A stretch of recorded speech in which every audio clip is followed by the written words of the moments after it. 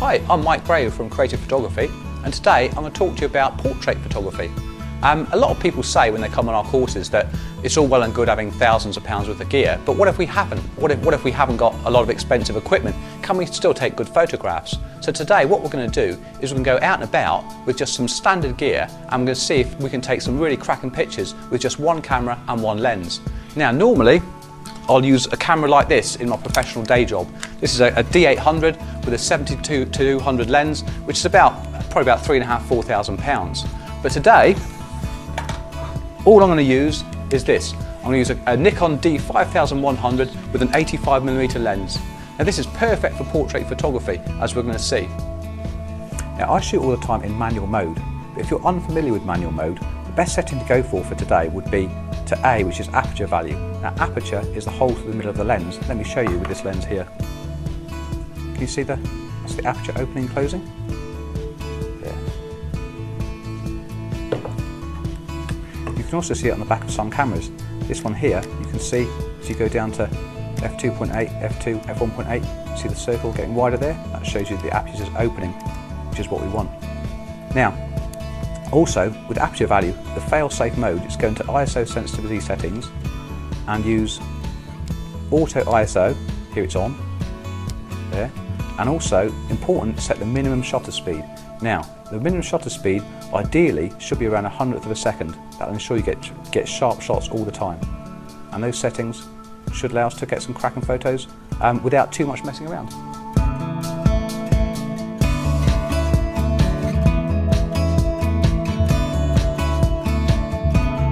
Now, the aperture is the hole through the middle of the lens, as we saw earlier.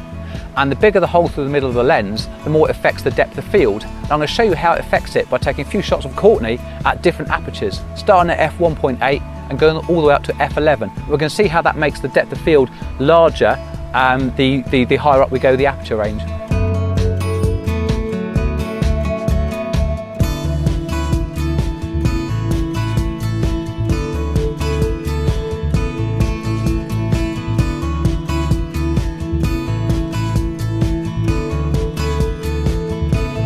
An easy way to demonstrate how lenses work is if you grab a pen and put it close to your eyes and focus on the pen, and you'll see the pen's in focus, and with your peripheral vision you'll see the background's quite out of focus. Now then, if you move the pen further away from your face, you'll see the pen is still in focus, but the background will be more in focus. That's exactly the same way lenses work.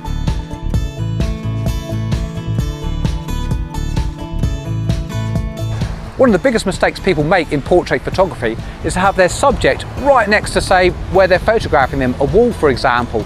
So what we're going to show here, we're going to show the difference between having our subject right next to the wall, and then we're going to bring Courtney away from the wall and show you how much the picture can be improved by having your subject closer to the camera and with your wall further away. I'll just show you.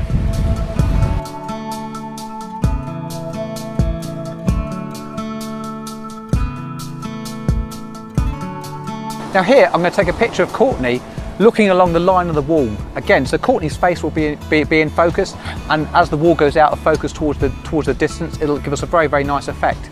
Now notice I've sat Courtney down here and she's going to look towards me, and I'm sitting towards where the light is coming from the sun. So although it's a bit cloudy and it's a bit overcast, the light is coming from that direction, therefore that's the direction I'm going to get Courtney to look at.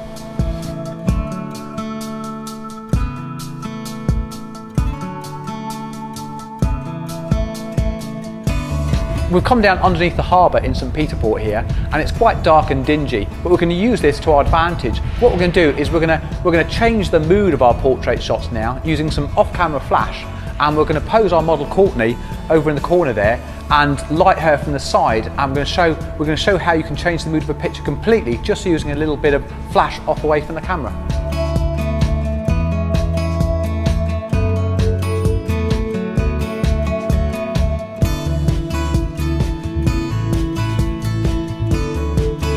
Areas like this that have got big natural openings are great also, because this light comes down, and as it comes through the opening, it's almost like a big softbox like we use down the studio, and this gives great catch lights in the eyes. I'm going to take a couple of pictures using just a reflector with Courtney.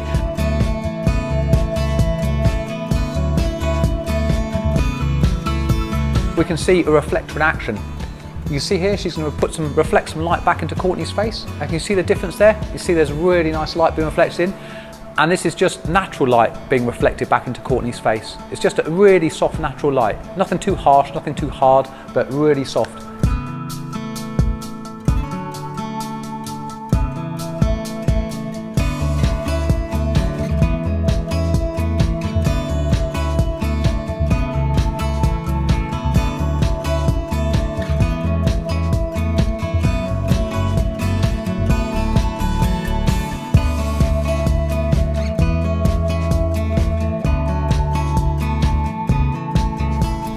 Another advantage of using wide apertures like f1.8 is, as we've seen earlier, it throws the background out of focus nicely.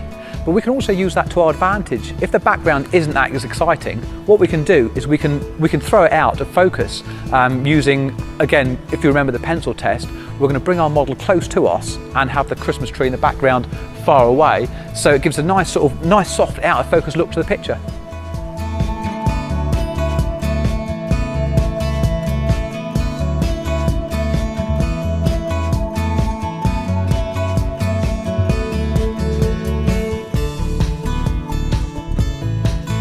Here we are in the back streets of town, and what we're going to do is we're going to use a technique, we're going to underexpose the background, and we're going to light our subject again with a bit of off-camera flash, but this time from slightly above her head, so it throws some shadows over her eyes. So what we're going to do is we're going to change the mood completely, so we're going to go for like a bit of a grungy look.